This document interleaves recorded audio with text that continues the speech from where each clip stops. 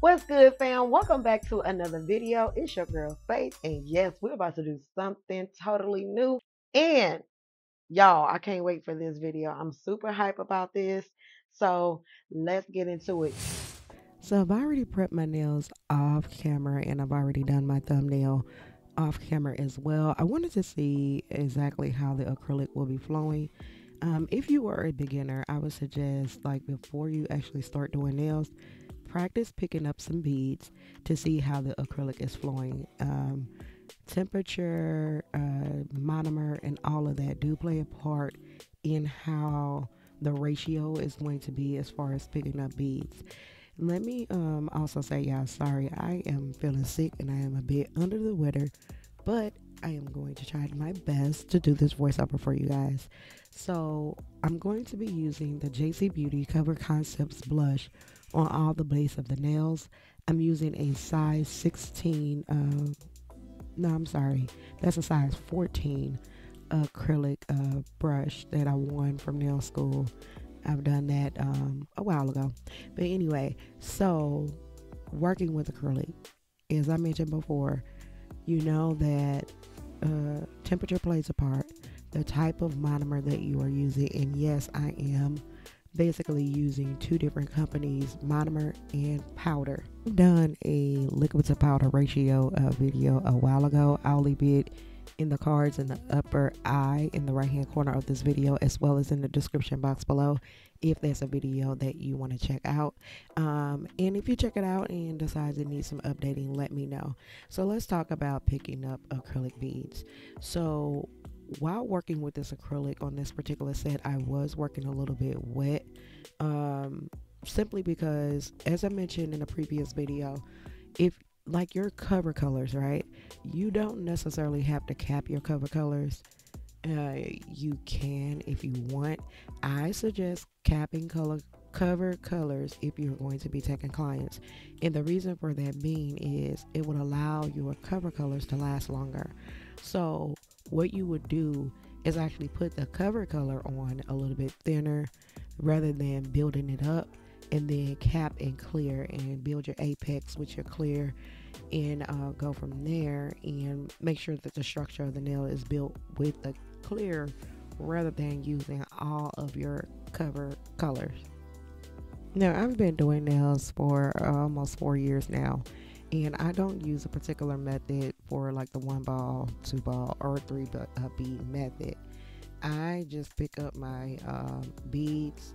I stick with the basis of a 3 bead method depending on the size brush that I'm using, but for the most part, I just fill in whenever I need to fill in. Like you saw me fill in like the size of this nail. Um, if need be, then I'll just fill it in, and then just make sure that the overall structure of the nail is built when I'm done. So you're gonna find out, like I always tell people that's getting off into nails or who has been doing nails for a while, find your groove and what it is that you want to do. Don't try to do nails like everybody else. There's always multiple ways to do nails, but do what's going to be comfortable for you. Even when I was teaching nail classes back in my previous state before I moved, I'm like, I'm gonna give you the basis, but still you want to find something that you're comfortable with, and don't compare your journey to everybody else's. That's the best advice I can give you if you're starting off into nails, or even if you've been doing nails for a while. Nails are an expression of art, and your art and your creativity is going to be just that. Story time. So I had been talking to my sister Kiki. We be on FaceTime a lot. This most of the times we both end up doing nails on FaceTime, and we're talking and stuff. And I wanted to share this story simply because I think a lot of people may be going through the same thing. She says, "Well, I'm not as creative as you when it comes to nail art," and I'm like, well, first of all, I have to find my own groove. And not only that, I'm an actual artist and I draw like digital art, and I actually draw, you know what I mean? Like in a scrapbook. And believe it or not, that's actually easier to me than actually drawing on nails because, y'all, I'm telling you, when you wait, just wait until we get into this nail art, because really trying to draw this on a way smaller canvas other than like this 11 by 18 sketchbook that I use is totally different for me. And it's so funny because people seem to think that I don't struggle when it comes to actually drawing on a nail. Well, first of all, it's not even flat. Let's just talk about that. It's not flat like a piece of paper, and it's not big at all. It's so small. You're talking maybe on a max you got about 18 millimeters. That's not a whole lot of space to draw. But y'all, it was just like I said, look, you can look at other people for inspiration. However, get creative. And what I like, it's almost like a story, right? It's like a story you're trying to tell. Even after you build the structure or whatever, at the end, you're going to add different things on top of it. Oh, let me jump to this too. So this was one of the key pieces of information that I gave her, because she did tell me that she was struggling with keeping her shape. Now, let's just take a look at this, right? So I know that number one, I'm going to put on this cover color is going to be thin, but I know that I'm going to put nail art on top of it. And with that being said, I know that I'm going to use a couple of different colors. I know I'm going to cap these nails with clear and so on and so forth. So with that being said, you don't want to build up the nail extremely like the final result. You know what I mean? Don't build it up to how it's going to be. Don't build it too high and then go and put all this nail art on top of it. In most cases, you're going to use 3 to 4 coats of gel polish if you're using gel. Like you're going to use 2 coats of whatever color you're using. Then you're going to use a top coat. And what if you do rhinestone and bling? That's like 5 layers right there. So if you get what I mean, go ahead, smash the like button. And if that's making sense, smash the like button, leave a comment, let me know. Because I try to explain things to the best of my ability. Okay, guys, look. So I had to fill up my monomer and all of that. Okay, let's talk monomer. Monomer can be contaminated. Okay, it can get contaminated. That's why you see me only use what I think that I'm going to use. Whatever else you don't use, throw it out. It's going to be contaminated. You don't want to. Now, if you're practicing on yourself, you can do that. But if you're taking clients or if you're actually going to be wearing your nails, try your best not to contaminate monomer. If there's something that you want me to explain more in details, go ahead, leave that in the comment section below, as well as do check out the other videos that's on the channel. I am showing you guys some side views and all of that. I'm not going to show I don't show filing on camera because I be having to get my face kind of close, and yeah, that never works out. I've tried it before, showing you guys filing on camera, but I never stay in focus. I try my best to stay in focus. I am going to be making sure that I include a lot in these videos. I got a lot of upcoming things for you guys.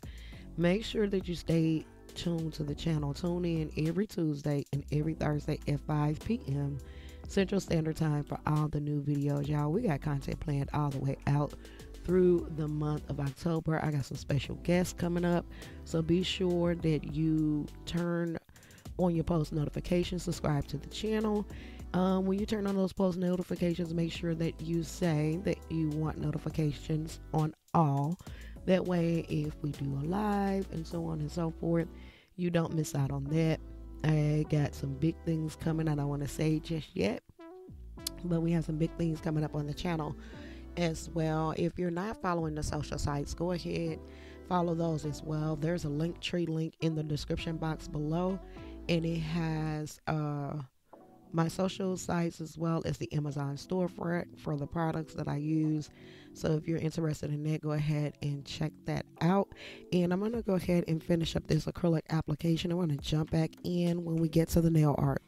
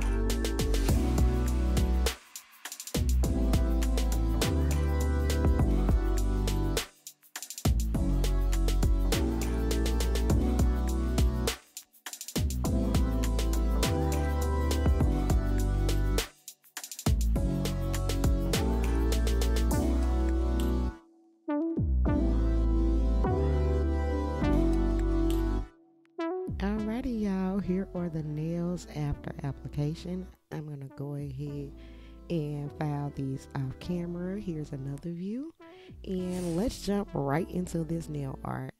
So I'm going to polish the entire nail of the pinky nail, and the ring nail is going to be this particular color here that I have by Model Ones. I'll leave that color here on screen, and those are going to be like cartoon nails, so that's going to be we're going to do that. And then on the middle nail and the ring nail, I'm going to do this dripping cherry design.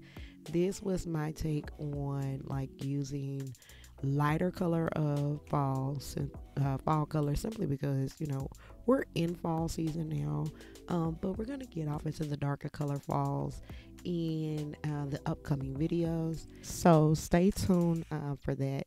Now y'all, I did not buff these nails at all. One, well, I don't know what I was thinking, but I did not buff. So here's my advice: you don't necessarily have to buff the nail, knowing that you're going to go in with gel polish on top and do nail art. But if you're not going to buff, then I would suggest going in with a thin layer of matte top coat, because matte top coat allows you to draw on the nails much easier. Not only that, it does fill in the gaps, meaning like those scratches and stuff from your hand file or from your e-file. It will fill in those gaps, and it just makes the surface so much smoother. Now, for the life of me, I just could not, like, I tried my best like to get these symmetrical as possible on both of the nails. I drew a like slanted cherry design. This was something, but it did come out cute in the end, so that's really all that matters. You're going to see me do some cleanup, and when I do my cleanup, I do it with alcohol and a cleanup brush, perhaps like a smile line brush, or you're going to see me use like my French brush. I'll use that to clean up with.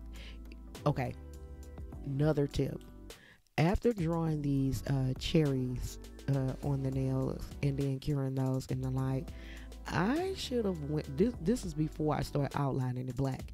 I should have went on ahead and went over the nails with the matte. It would have made cleaning up the black lines much easier. So tip number one: if you're not going to buff your nails before drawing your nail art, go in with the matte top coat.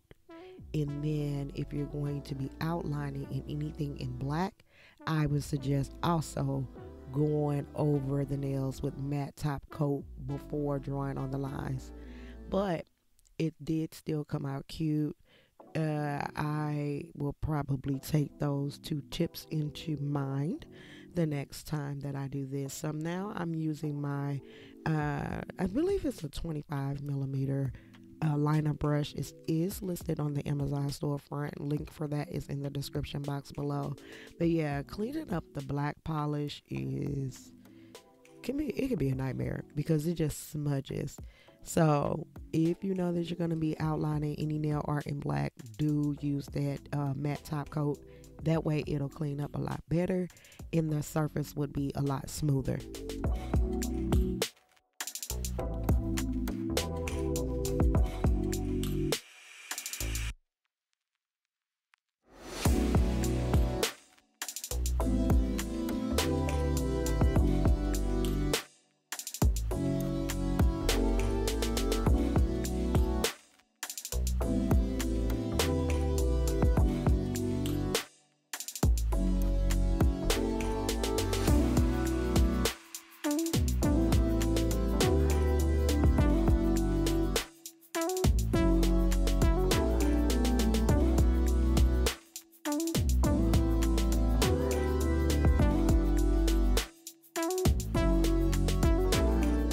Now, because I'm going in for the overall look to be a cartoon look, I wanted some lines to be a lot thicker than others. And as you can see what I mean right here, where it smudged a little bit. So Because I did not use the matte top coat, I went on ahead and just cleaned it up to the best of my ability, and then went in with the e-file and the cleanup bit to further get up that black.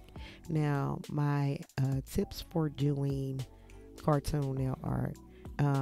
Allow the outline to be a little bit thick, the one that you're going to do in black, and then add some highlights. Off camera, I did mix some black and some clear to get like that shadow look in the inside of the cherries. Also, on the stems, I took a dark green and took some white and just kind of lightened it up a little bit, and went over the stems with a lighter color to make those look a little bit more cartoonish like the rest of the nails.